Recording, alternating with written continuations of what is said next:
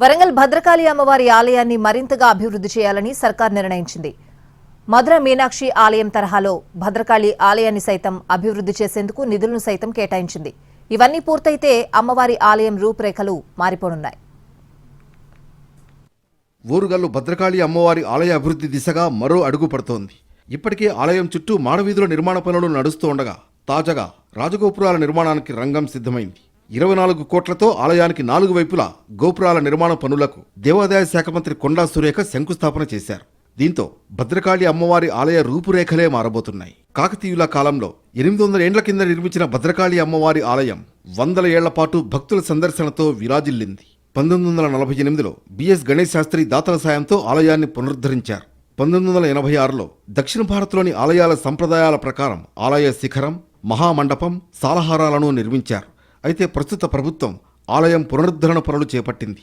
భద్రకాళి ఆలయం చుట్టూ మాడవీధుల నిర్మాణం చేపట్టేందుకు 54 కోట్ల నిధులను రాష్ట్ర ప్రభుత్వం మంజూరు చేసింది. వెనకాల చెరువు కానివ్వండి, ఇప్పుడు మన గోపురాలు కానివ్వండి, గుడి ఆలయ ప్రాంగణంని కూడా చాలా పెద్దగా చేయడానికి కూడా ప్రభుత్వం సహకరిస్తుంది.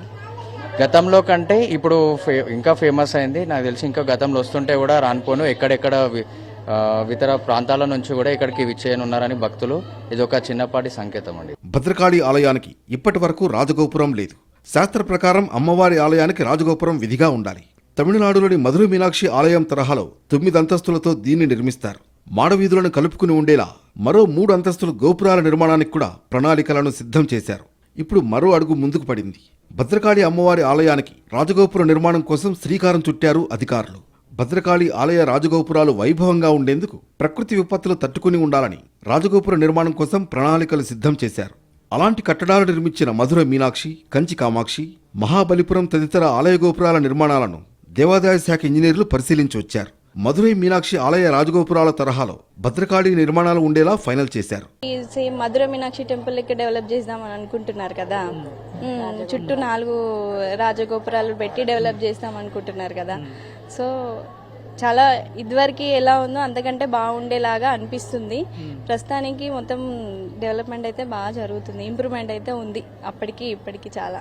మరోవైపు భద్రకాళి ఆలయ అభివృద్ధితో పాటు చెరువును సైతం పర్యాటక ప్రాంతంగా అభివృద్ధి చేస్తున్నారు. ఆలయ మాడవీధుల కోసం బ్రిడ్జి వేసే క్రమంలో చెరువులోని నీటిని కూడా ఖాళీ చేశారు. పూడికతీత పనులు కొనసాగుతుండగా చివరి దశకు చేరాయి.